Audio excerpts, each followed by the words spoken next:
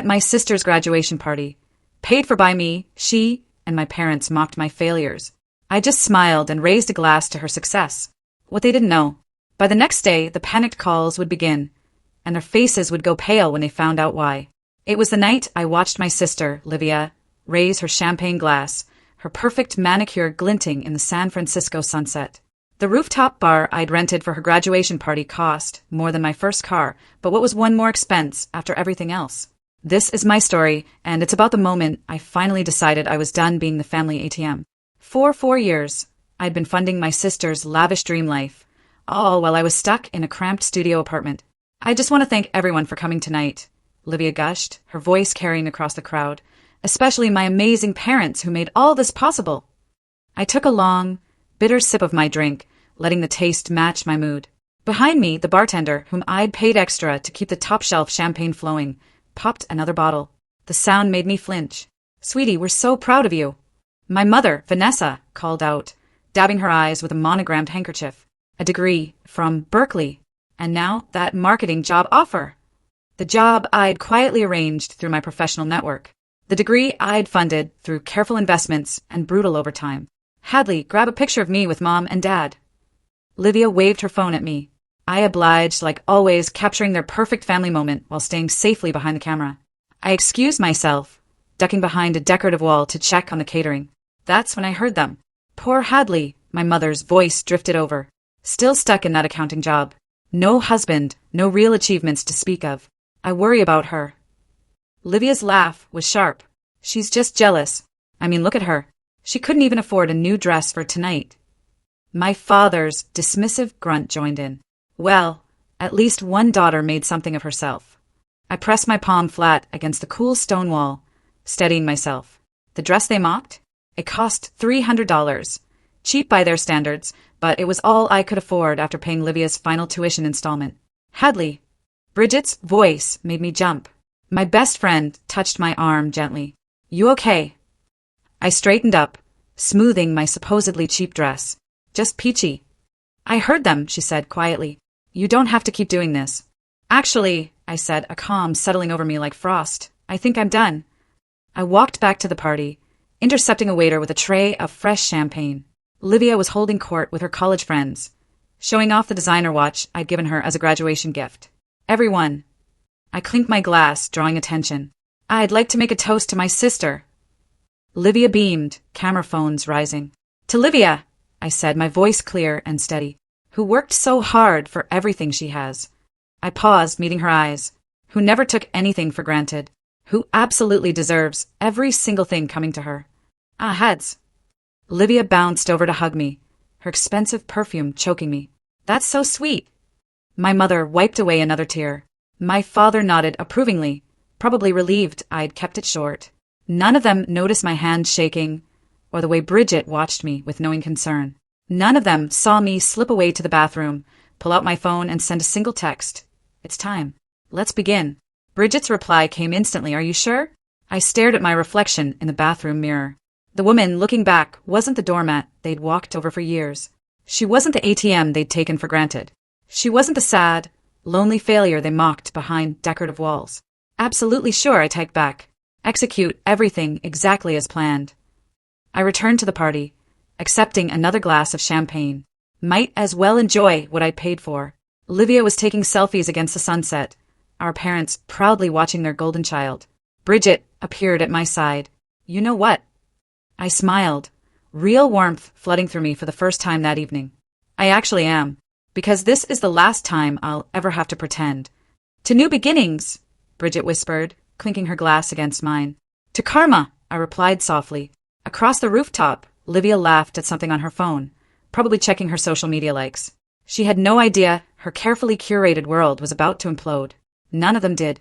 I'd spent years being the family backbone, the silent supporter, the endless resource. Tomorrow, they'd learn exactly what happens when a doormat decides to stand up. I raised my glass one final time, a private toast to myself. The sun dipped below the horizon, painting the sky blood red. Perfect timing. The first call came at 7:43 a.m. I watched Livia's name flash across my phone screen while sipping my morning coffee, letting it ring through to voicemail. 3 minutes later, she called again and again. On the fourth call, I picked up. Hello, Hadley? Something's wrong with my accounts. Livia's voice was shrill with panic. All my cards are declining, and I just got an email about my rent check bouncing. I took another calm sip of coffee. That's strange. Did you call the bank? Of course I called the bank. They're saying there's no money in any of my accounts. That's impossible. The trust fund payments always go through automatically. I thought back to last month, sitting in Josh's law office, signing the papers that would cleanly and legally transfer every penny I'd invested under Livia's name back to my control. Maybe it's just a technical glitch, I offered mildly. I'm sure it'll sort itself out. My tuition balance is showing as unpaid too. The university is threatening to withhold my diploma.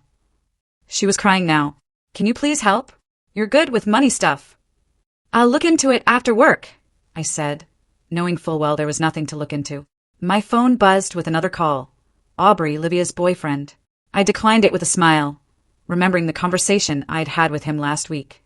Listen, I told him bluntly, Livia's financial situation is about to change dramatically. Thought you should know, since you seemed so invested in her lifestyle.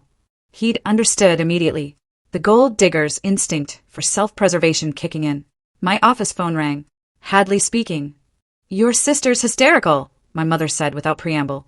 Fix whatever's wrong with her accounts.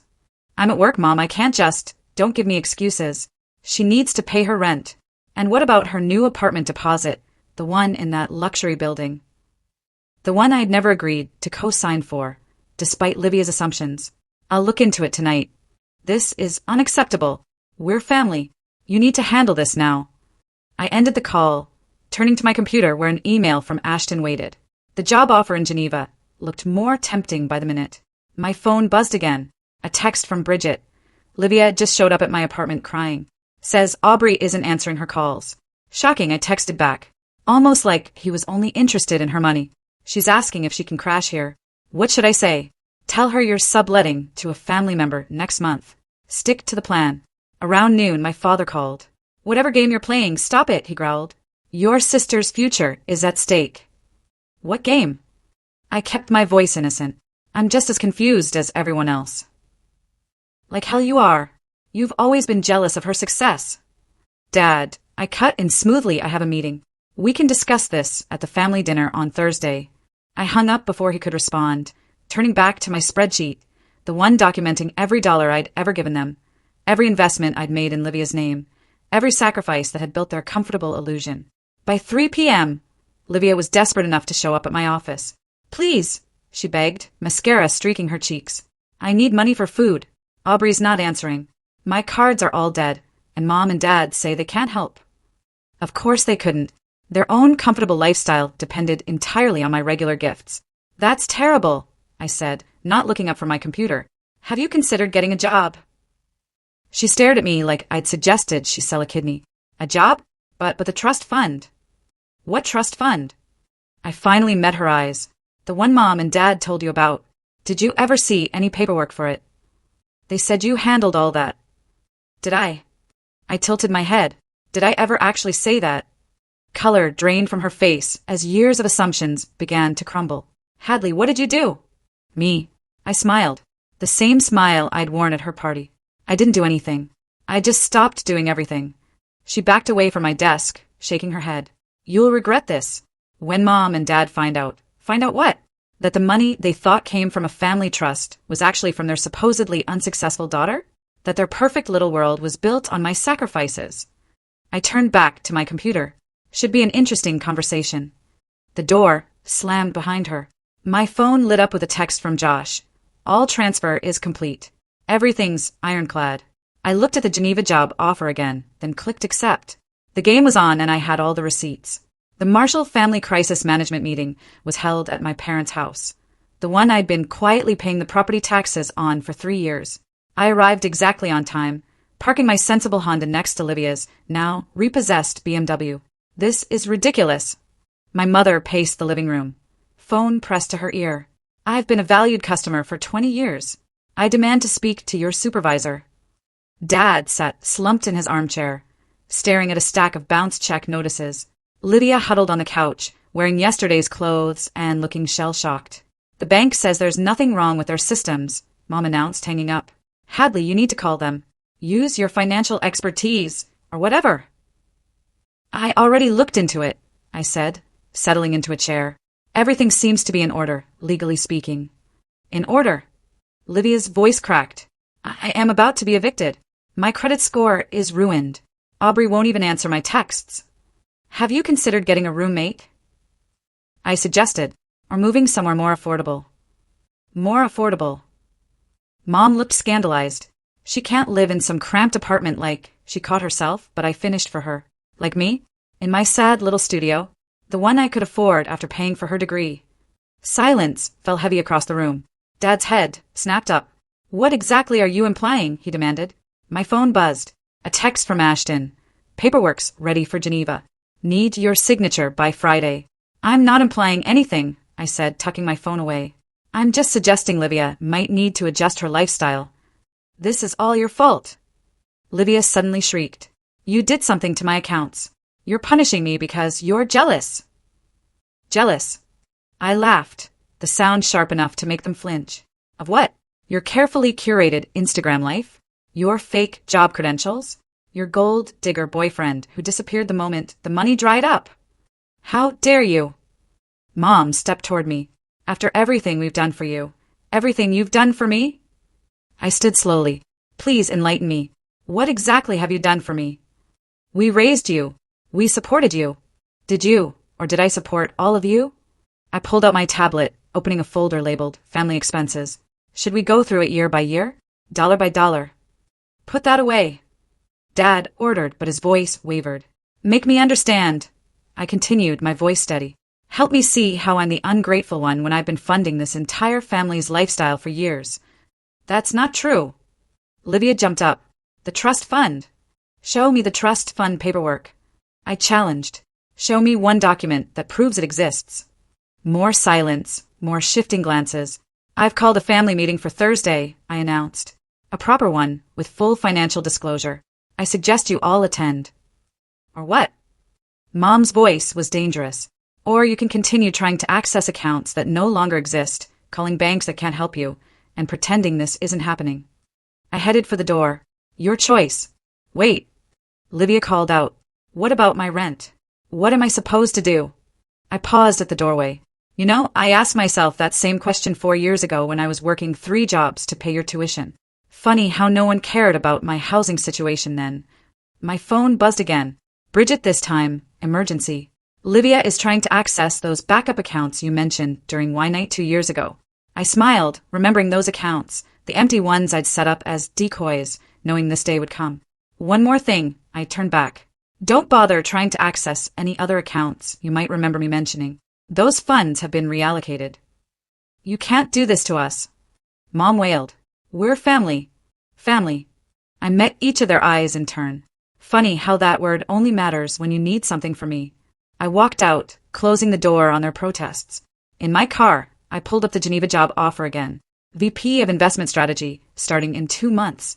A fresh start. An ocean away from their manipulation. My phone rang. Ashton again. Hey, the moving company you asked about can handle international relocations. Want me to set up a consultation? Yes, I said, starting my car. And Ashton, thank you for everything. You're doing the right thing, he said quietly. They needed this wake-up call. I drove home to my small studio, thinking about Thursday's meeting, about the spreadsheets I'd prepared, the documents I'd gathered, the truth I'd finally expose. Let them panic for 2 more days. Let them scramble and scheme and try to access empty accounts. The real shock was yet to come. Livia ambushed me outside my apartment the morning before the family meeting. She looked terrible, unwashed hair, dark circles under her eyes, wearing the same designer clothes from days ago. We need to talk, she said, pushing past me into my studio. Please come in, I muttered, closing the door. She paced my small living space, taking in the IKEA furniture and bare walls. Is this really how you live? Some of us can't afford West Elm when we're paying someone else's BMW payments, I shot back. She spun to face me. I know what you're doing. You're trying to punish me because you're bitter about your own failures. I poured myself coffee, not offering her any. Failures like my 6-figure investment portfolio, my perfect credit score, my new job offer. Job offer. VP position in Geneva. I sipped my coffee. Starting salary is triple what I make now. She sank onto my futon. You're leaving. Turns out, when you're not supporting an entire family, you can actually focus on your own career. But you can't leave. Her voice cracked. What about Mom and Dad? What about me? What about you? I set my mug down hard. What about when I needed help? When I worked overtime until I got ulcers? When I lived on ramen to pay your sorority dues? I never asked for that. No, you just took and mocked me behind my back at parties I paid for. Her face went white. You heard that? I hear everything, Livia. I see everything. I've documented everything. Is that what tomorrow's meeting is about? You're going to humiliate us. I'm going to tell the truth for once. She stood, switching tactics. Her voice went soft, pleading. Hadley, please. We can fix this. I'll get a job. I'll pay you back. With what skills? I cut in. Your fake marketing experience? Those padded resumes I found on your laptop. You went through my laptop. No, Aubrey sent me copies. Amazing what people will share when the money dries up. She crumpled, tears starting. Why are you being so cruel? Cruel. I laughed. Was it cruel when Mom called me a disappointment at Christmas? When Dad said I was wasting my potential? When you told your friends I was just jealous of your success? That was different. We were just what? Just destroying my self-worth? Just using me as your personal bank? Just treating me like garbage while I sacrificed everything for you? My phone buzzed. Bridget, your mom's trying to access your old accounts at Pacific Bank. I smiled. Tell me, how's Mom doing with her desperate bank calls? Lydia's eyes narrowed. You're enjoying this. Maybe I am.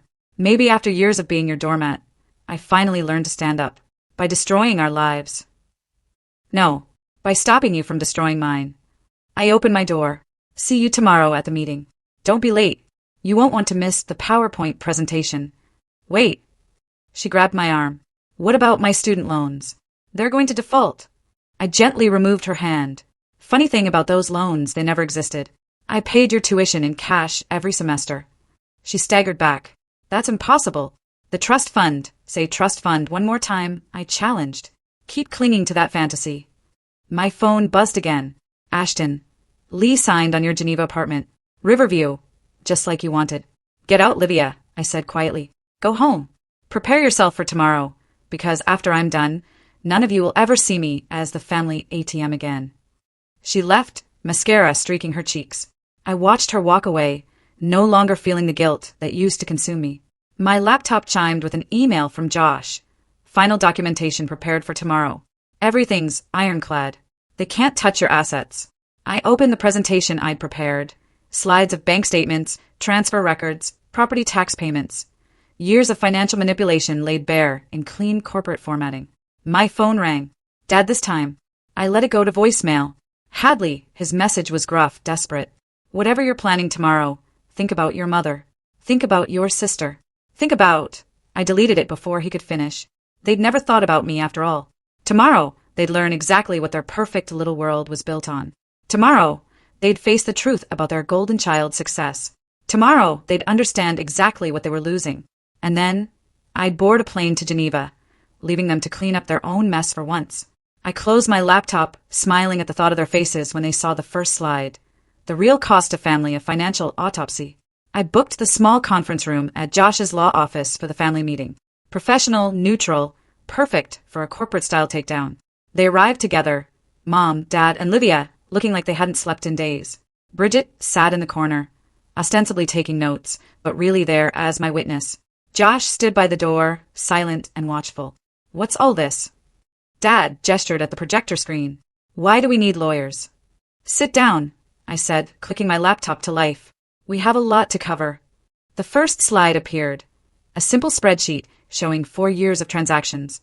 Let's start with Livia's education. I began, my voice steady. Berkeley tuition, $45,000 per year.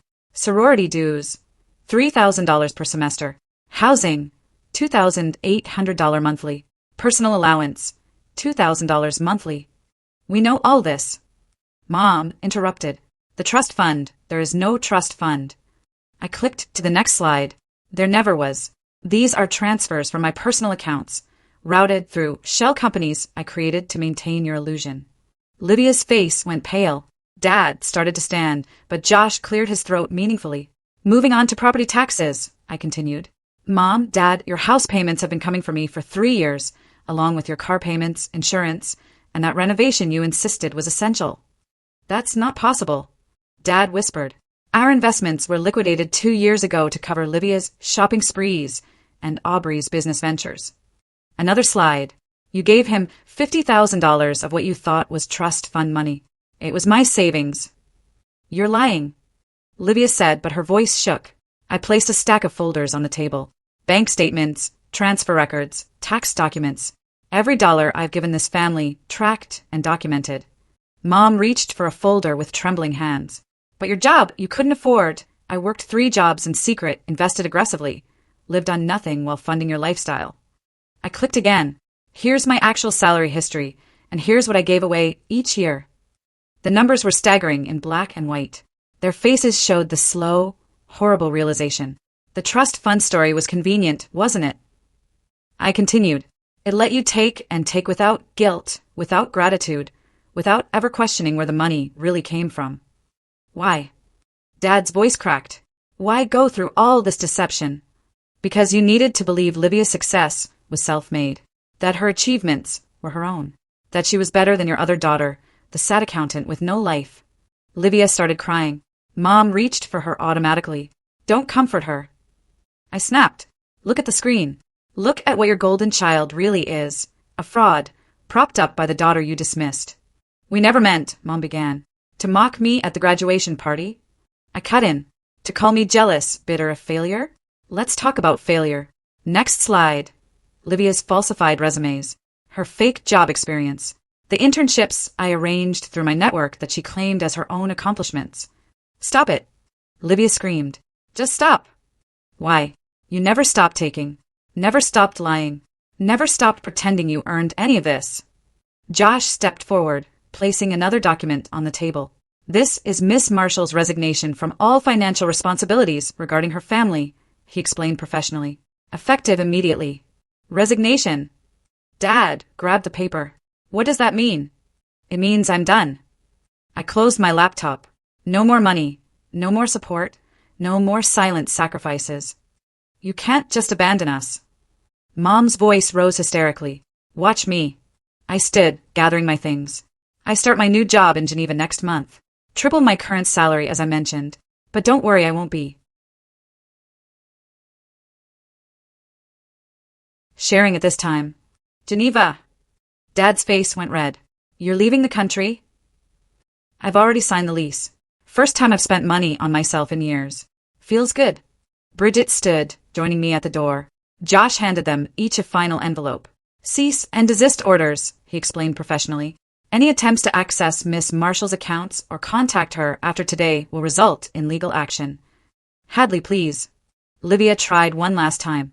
We're family. I paused at the door, looking back at their shocked faces. No, we're not. We're just people who share DNA and a lot of financial transactions. And as of today, both of those relationships are terminated. I walked out, Bridget beside me, leaving them with their folders full of truth and their world in pieces. You okay? Bridget asked softly. Actually, I smiled. I've never been better. Behind us, I could hear Livia's sobs, Mom's protests, Dad's angry voice. But for the first time in years, none of it was my problem. I was free. The aftermath hit, social media before I even got home from the law office. Livia's Instagram story came first, a tearful video shot in her car. I need to talk about financial abuse, she wavered, about how family can manipulate and control you through money. I watched it with Bridget over takeout in my apartment, both of us laughing at the sheer audacity. She's really trying to spin this, Bridget said, reaching for more pad thai. Bold strategy. My phone buzzed constantly with messages from flying monkeys, distant relatives, family friends, even old classmates, all demanding explanations. How could you do this to your sister? One aunt wrote. She's devastated. Ask her about the $250,000 I spent on her education, I typed back. The messages stopped after I started responding with specific dollar amounts. Ashton called around midnight. Your sister's post is going viral in the worst way. Want me to release those bank records we documented? Not yet, I said. Let her dig the hole deeper. By morning, Livia had posted a full YouTube video, complete with dramatic music and carefully curated tears. She painted herself as the victim of a jealous older sister's financial manipulation, carefully omitting any mention of actual numbers or dates. "I trusted her to manage my trust fund," she sobbed to the camera. "I never knew she was using it to control me." Mom joined the circus next, posting long Facebook rants about ungrateful children and family loyalty, each one carefully crafted to make me look like the villain while preserving their image of upper-middle-class prosperity. "Your mother just tried to access your investment account again," Josh texted. "Third attempt today." I forwarded the message to Bridget, who was monitoring the social media fallout. "They're getting desperate," she replied. "Check your email.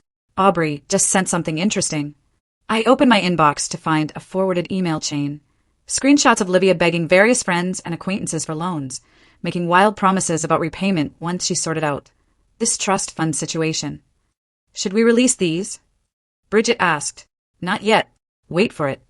Right on cue, my father called. I let it ring through to voicemail. Hadley, his voice was gruff with forced control. "This social media campaign needs to stop. You're embarrassing the family. If you agree to resume the regular payments, we can forget this whole thing happened." I texted back a screenshot of his bounced country club membership check. The next call was from Livia's university. Apparently, she tried to claim her degree was fully paid for by scholarships. I forwarded them 4 years of tuition receipts from my personal account. "Your sister just went live on Instagram," Bridget reported.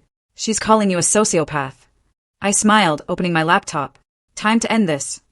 I'd prepared a simple blog post weeks ago, anticipating their reaction. Just facts, figures, and bank statements. No emotional manipulation, no dramatic music, just cold, hard financial reality. A response to recent claims. I titled it, then hit publish. Within hours, the tide turned. Livia's followers started questioning her story. People did the math on her lifestyle versus her claimed income. Former classmates remembered her bragging about her family money. "This is better than Netflix," Ashton commented, sending me screenshots of the fallout. Mom called next, her voice shrill with panic. "Take down that post immediately. Do you know what this is doing to our reputation?" "Funny," I replied. "You weren't worried about my reputation when you called me a failure at Livia's party. That was different. We're your parents." "Not anymore. You're just people who owe me a lot of money." I hung up as another email arrived from Aubrey, offering to sell more screenshots of Livia's desperate messages in exchange for cash. "Tell him I'll pass," I wrote to Bridget. "The truth is doing enough damage on its own." My phone buzzed with a text from Josh. "Your parents are trying to refinance their house. Bank denied them due to insufficient income." I closed my laptop, feeling strangely empty. The revenge was complete. The truth was out, but something still nagged at me. "You okay?" Bridget asked softly. "I thought I'd feel better," I admitted, more satisfied. "Maybe because deep down you know this isn't about making them suffer," she said. "It's about finally being free." She was right. The viral posts, the family drama, the public shame, none of it mattered as much as the simple fact that I was finally completely done. My phone lit up with another notification. Livia posting yet another tearful video. I turned the phone face down without watching it. Let them rage. Let them spin their stories. Let them face the consequences of their actions. I had a plane ticket to Geneva and a new life waiting. That was all that mattered now. The final explosion came 3 days before my flight to Geneva. I was packing boxes when Bridget burst into my apartment without knocking. "Turn on your phone," she demanded. "Right now." I kept it off all morning, enjoying the silence. When it powered up, the notifications flooded in. Livia had gone nuclear. Her latest video had over 1 million views already. In it, she sat with our parents, all 3 of them looking appropriately somber as they revealed the truth about my mental state, claiming I'd fabricated everything due to a psychotic break. "We should have seen the signs," Mom sniffled on camera. "The isolation, the obsessive record-keeping, the paranoid delusions about supporting us financially. Did they really think this would work?" I asked Bridget, oddly calm. My phone rang. "Ashton, check your email now." The subject line read, "Thought you might need these." Inside were dozens of emails between Livia and various companies, her attempting to leverage her social media following for sponsorships, desperately trying to maintain her lifestyle. But the real bomb was in the attachments. Screenshots of her private messages with Aubrey, planning this latest video. "Time to end this?" Bridget asked quietly. I nodded. "Time to end this." We spent the next hour uploading everything. Bank statements showing my payments for their mortgage, email threads about Livia's fake resumes, text messages from my parents demanding money, the legal documents proving I'd funded everything.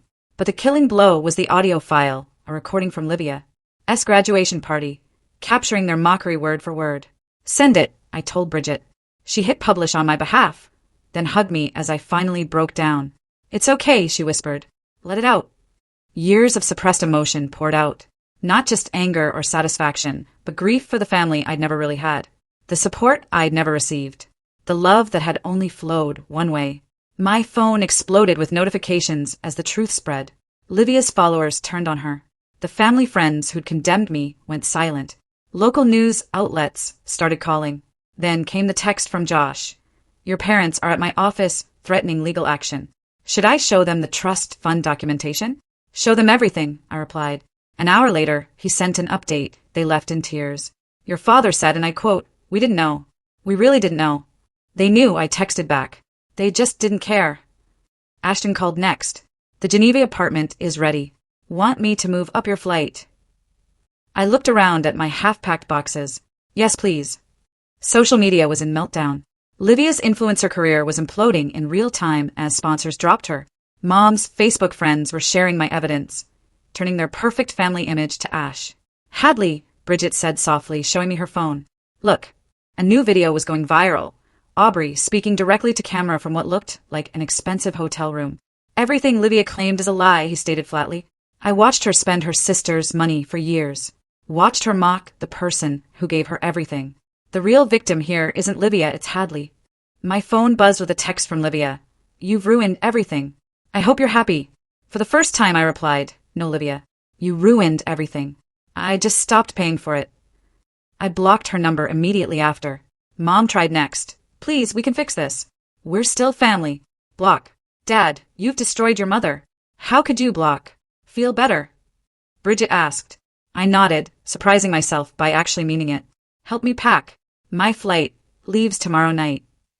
We spent the evening boxing up my small life, laughing at old photos, sharing memories. Around midnight, Ashton stopped by with champagne. To new beginnings, he toasted. To freedom, Bridget added. To the truth, I finished. My phone had one final notification, a message from Josh. Just so you know, your parents tried to access their home equity line. Bank denied them. Reality is setting in hard. I turned off my phone for the last time in America, looking around at my packed boxes, my empty apartment, my real friends who'd helped me through everything. You know what's funny? I told them. They spent years calling me a failure, but I'm the only one who can actually support myself. Bridget hugged me tight. You're not just supporting yourself anymore. You're thriving. Ashton raised his glass again. To Hadley, the most successful marshal of them all. I laughed, feeling lighter than I had in years. Tomorrow, I'd board a plane to my new life, leaving behind the wreckage of their carefully constructed lies. They wanted to play victim? Fine, they could do it without my money, my support, or my silence. I was done being their ATM. I was done being their scapegoat. I was just done, and it felt absolutely perfect. The Geneva winter sunset painted my office in shades of gold as I finished another successful investment meeting. My team filed out, leaving me alone with a view of Lake Geneva sparkling below. My phone buzzed. Bridget's weekly video call. You will not believe what your sister's doing now, she said without preamble. Hit me. She's working as a waitress. Actually working. Your mom's selling her designer bags on consignment, and your dad's interviewing for middle management positions. I smiled, shuffling papers on my desk. Good. They needed to learn. They're still talking about you, but differently now. Your mom actually admitted to her book club that you paid for everything. Probably because she needs their sympathy. Maybe, but it's progress, right? A knock at my door interrupted us. Ashton holding a package. Special delivery from the States. Call you back, I told Bridget. The package was heavy, wrapped in brown paper. Inside was a photo album and a letter in Josh's handwriting. Thought you should see this. Your family's house sold at auction last week. They're moving into an apartment. Livia is working 2 jobs. Your mother's starting therapy. Your father stopped drinking. They're learning to live within their means for the first time. I flipped through the album. Newspaper clippings about their financial downfall, screenshots of Livia's much-humbled social media presence, photos of the house sale. The last page held a handwritten note from my mother. Hadley, I don't expect forgiveness. I don't deserve it, but I want you to know I understand now. I see what we did to you, what we took from you. I'm sorry. Not because we got caught, but because we hurt you. Mom, you okay? Ashton asked softly. Better than okay, I replied, closing the album. Ready for dinner? That new place by the lake. Over wine and pasta. Ashton updated me on the latest office gossip. My phone buzzed occasionally. Work messages, friends checking in, life moving forward. Not one message for my family. They'd finally learned. Package for you at reception, the matron announced, bringing over a small box. Inside was a framed photo from Bridget, me at Lydia's graduation party, raising that final toast, but she'd added text over it. Here's to karma, consequences, and choosing yourself. Perfect timing, I told Ashton. This is going on my office wall. Speaking of timing, he reached into his jacket. The board approved your proposal. You're officially running our new investment division. I took the contract, smiling at the 7-figure salary. Not bad for the family failure. You were never a failure, he said seriously. They just needed you to feel like one so they could keep using you. My phone lit up. Bridget again. Livia just posted about learning valuable life lessons about privilege and responsibility, with a photo of her in her waitress uniform. I laughed, showing Ashton. Now that's karma. You could reach out, he suggested carefully, if you wanted. I don't, I said simply. They're learning to stand on their own feet. Finally, the souffle was perfect. The wine excellent. The company exactly what I wanted. No guilt, no obligation, no family drama draining my energy and bank account. Just me, my success, and the life I'd chosen. Ready to go? Ashton asked as we finished. I looked out at Geneva, at my future, at everything I'd built for myself. More than ready. We stepped out into the crisp Swiss night, my heels clicking on ancient cobblestones. Above us, stars sparkled in a clear sky. Ahead of us, the lake reflected 1,000 lights. Behind us, an ocean away, my family was finally learning to live in the world they'd created for themselves. And I was exactly where I needed to be. Not all endings need to be neat and tidy. Not all stories need reconciliation. Sometimes the perfect ending is simply walking away and never looking back. I'd chosen myself, finally, completely, irrevocably, and I'd never felt more free.